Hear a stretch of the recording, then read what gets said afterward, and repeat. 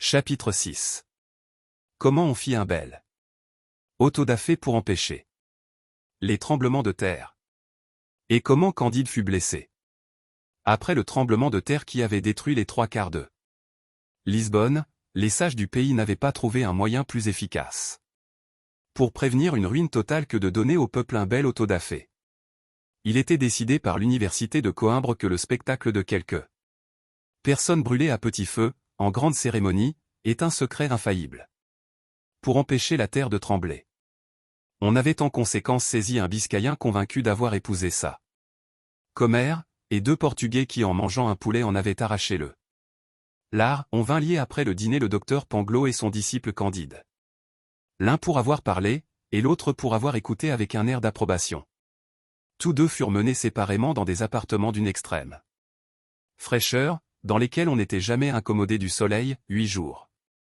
Après ils furent tous deux revêtus d'un San Benito, et on orna leur tête de mitres de papier. La mitre et le San Benito de Candide étaient peints de flammes renversées et de diables qui n'avaient ni queue ni griffes, mais les diables de Pangloss portaient griffes et queue, et les flammes étaient droites.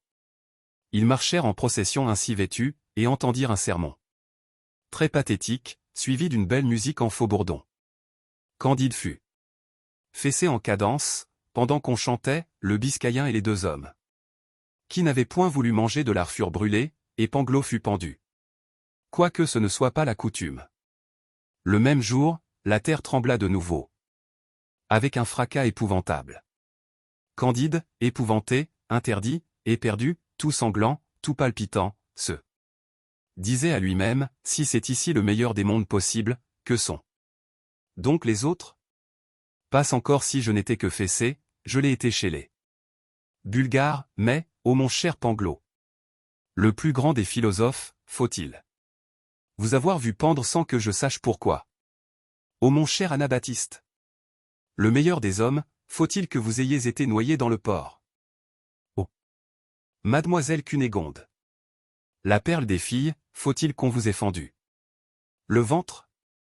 Il s'en retournait, se soutenant à peine, prêché, fessé, absous et béni.